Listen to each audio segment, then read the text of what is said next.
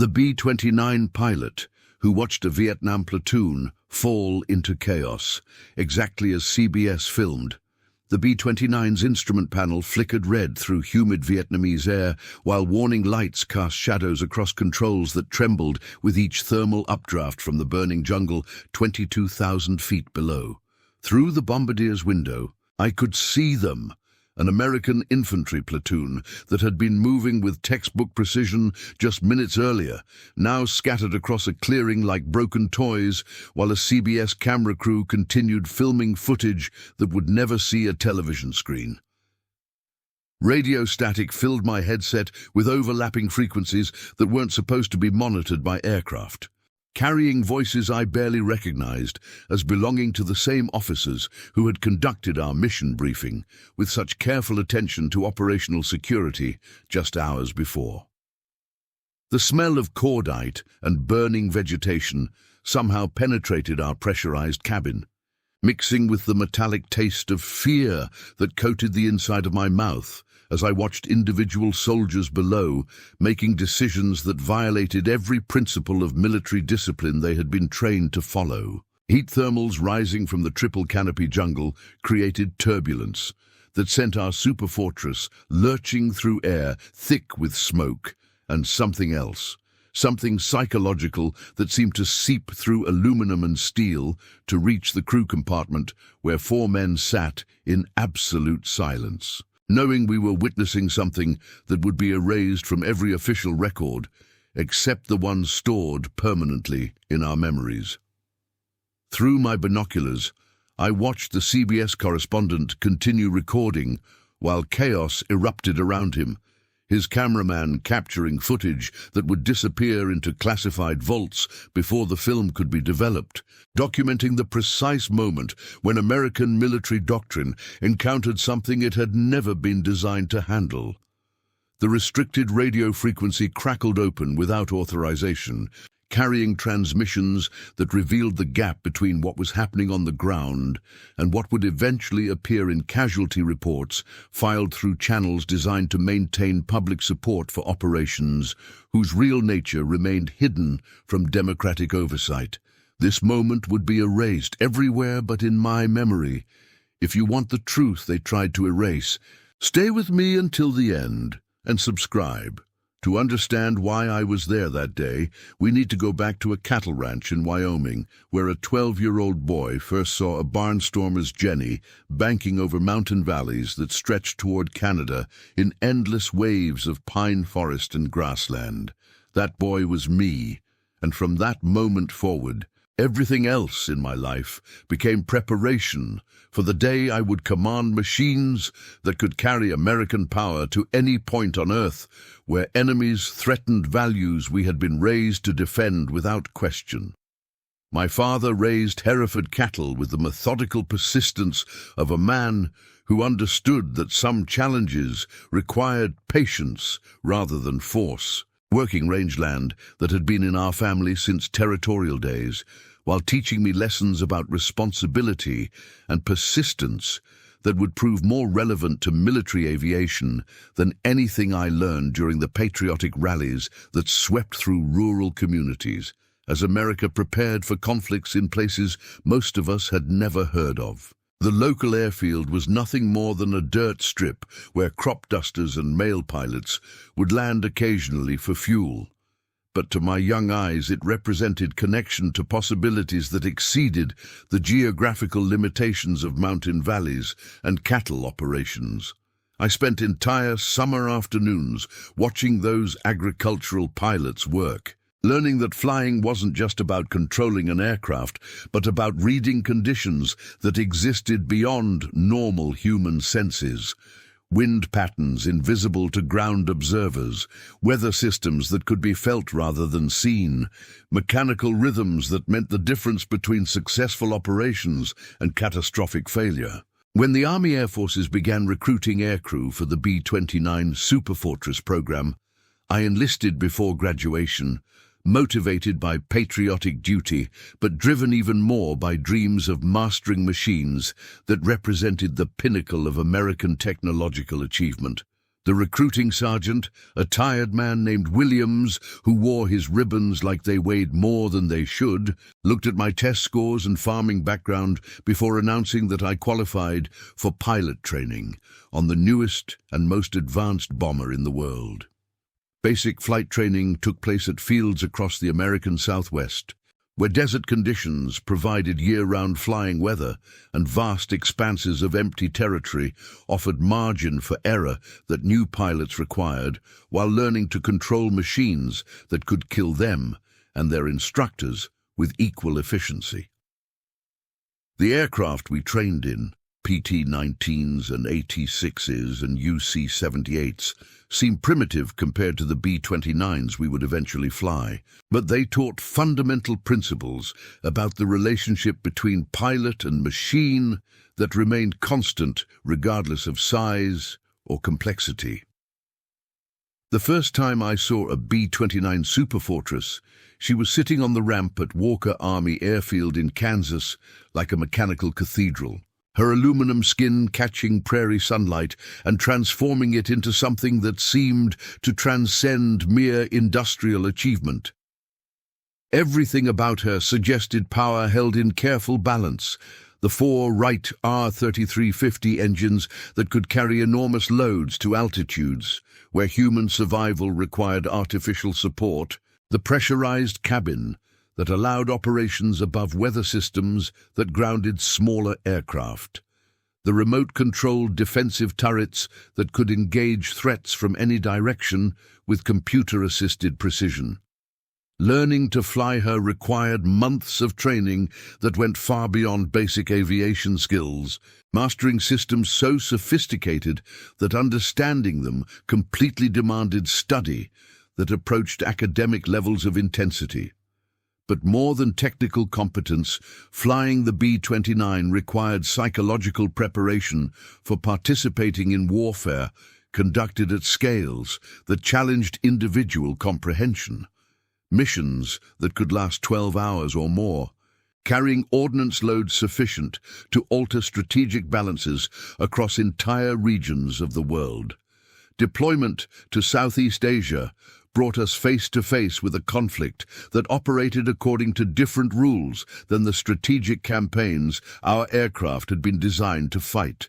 Vietnam was a war where traditional concepts of front lines and strategic targets became meaningless, involving enemies who possessed tactical flexibility that seemed to violate basic assumptions about how military forces should organize themselves for effective operations. The landscape itself was an adversary, jungle so dense that conventional reconnaissance became impossible, weather patterns that could ground entire air fleets for weeks, terrain that offered unlimited concealment to forces that understood how to use geography as their primary weapon.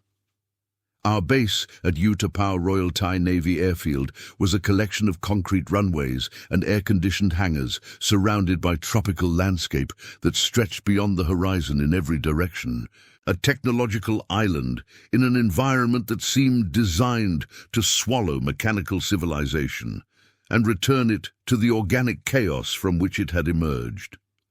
The heat was oppressive despite climate control systems, while humidity levels approached those found in greenhouses, creating maintenance challenges that required constant attention to prevent equipment failures that could prove catastrophic during extended missions over hostile territory. But it was during briefings about ground support operations that I first heard references to complications that seemed to exceed normal military categories. Intelligence officers spoke carefully about psychological warfare techniques that enemy forces had apparently developed to neutralize American advantages in equipment and training, creating tactical situations where superior firepower became irrelevant when confronted with adversaries who understood how to attack foundations that made organized military resistance possible. The mission briefing that changed everything began in a windowless room that smelled of coffee and mildew, with intelligence officers who spoke in euphemisms that created more questions than they answered.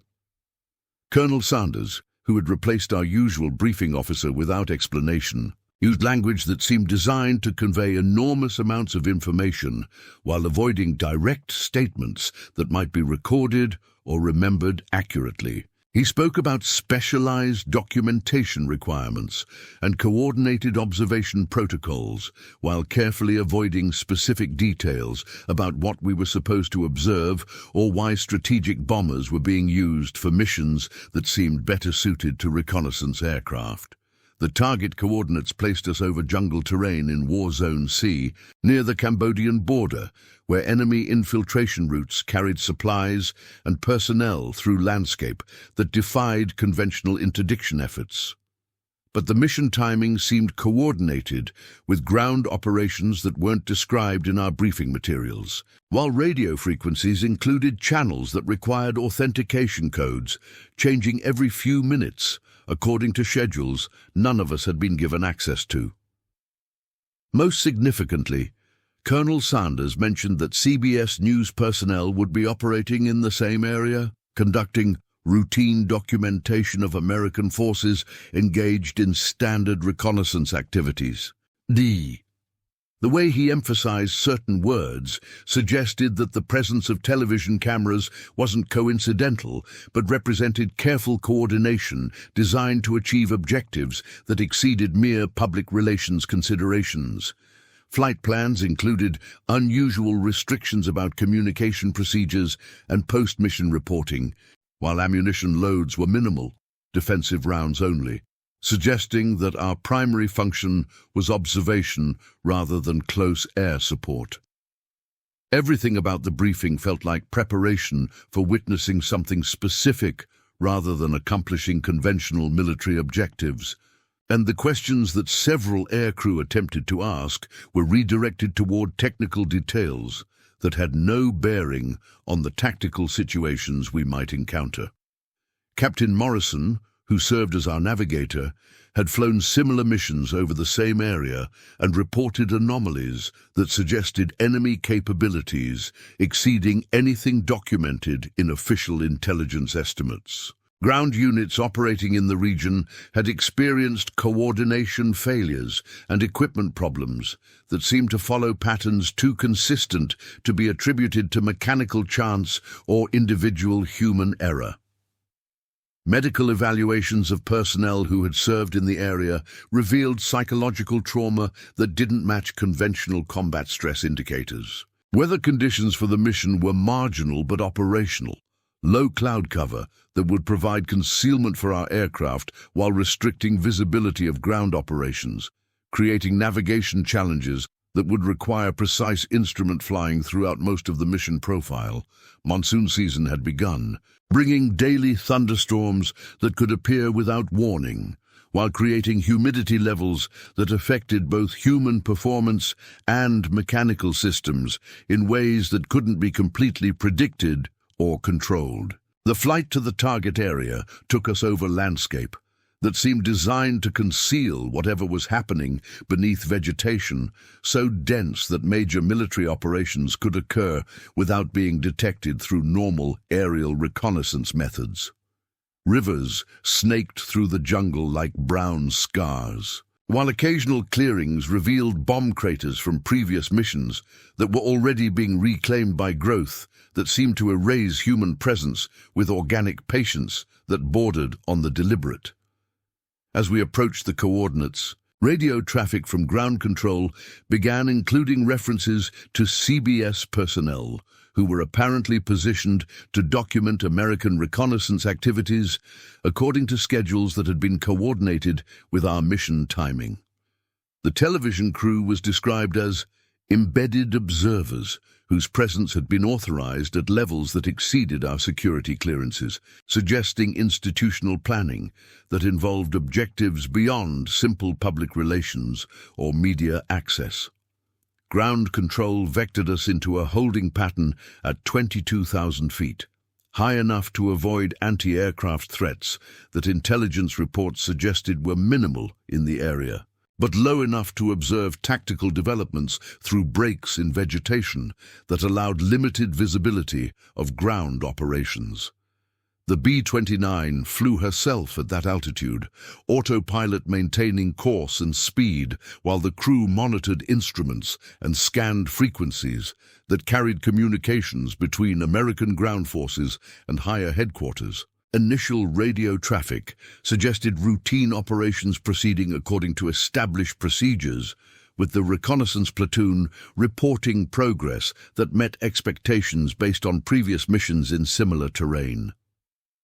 The CBS crew was mentioned only obliquely, described as documentation assets, whose activities were being coordinated through channels that didn't appear on our communication schedules. But underlying the professional efficiency of military communications was a tension that suggested psychological pressure affecting everyone involved in ground operations. Then the situation began developing in ways that violated every assumption I had formed about how modern military operations should unfold.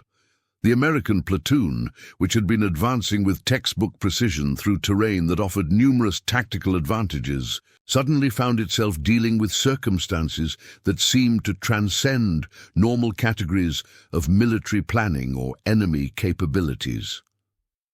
Radio communications fragmented as individual soldiers began reporting tactical situations that contradicted observations from other personnel operating in the same immediate area.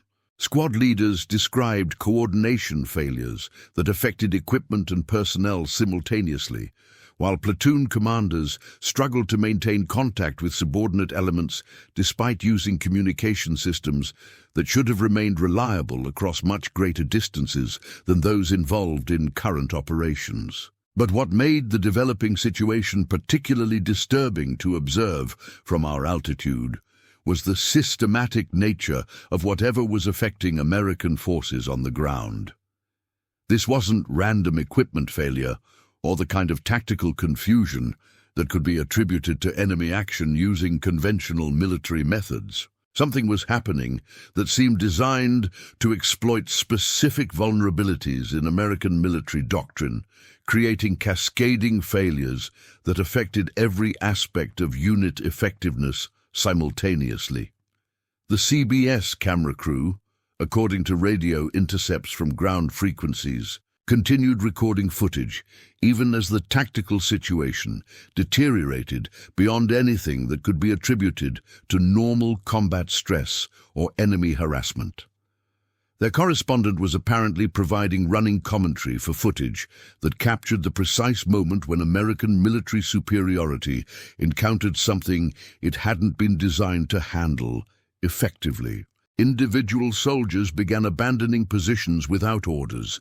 Equipment was scattered through vegetation in patterns that suggested panic rather than tactical withdrawal, and unit cohesion dissolved as men who had functioned effectively as a team suddenly became isolated individuals struggling with fears they couldn't identify or articulate to higher headquarters. The psychological breakdown spread through American positions like a contagion that affected personnel regardless of their previous combat experience or specialized training.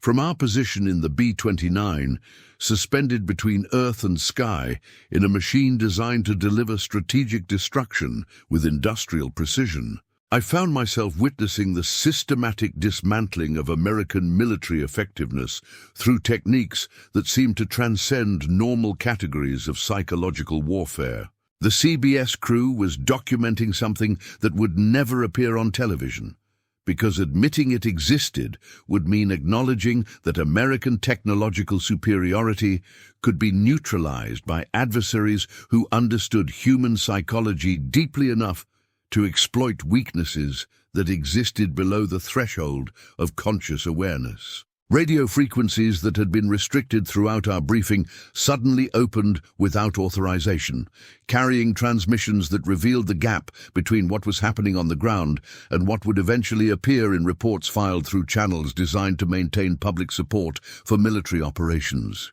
Officers who had spoken with confidence during mission planning were now requesting immediate evacuation for personnel who had become incapable of following orders or maintaining basic self-defense procedures. The restricted frequency crackled with voices I recognized from headquarters staff, discussing media management and documentation control in language that suggested institutional planning for events that were apparently proceeding according to expectations that hadn't been shared with operational personnel. References to controlled exposure and managed documentation indicated that the presence of CBS cameras wasn't coincidental, but represented careful orchestration designed to achieve objectives that exceeded simple military operations.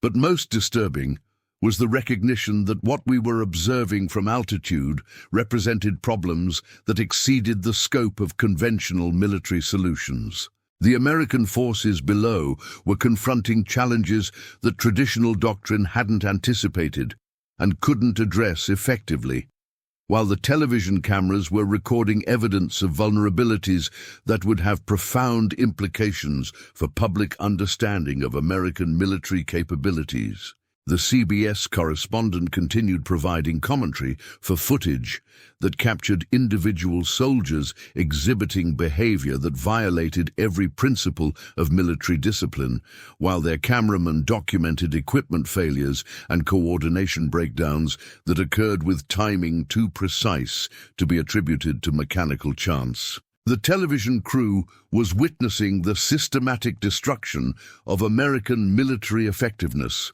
accomplished through methods that remained invisible to direct observation, but were devastatingly effective in their psychological impact. Emergency frequencies suddenly became active, with calls for immediate medical evacuation and psychological support services that suggested casualties that couldn't be attributed to conventional enemy action. Personnel who had demonstrated courage and competence in previous operations were requesting removal from duty due to psychological trauma that exceeded anything documented during previous conflicts in the region.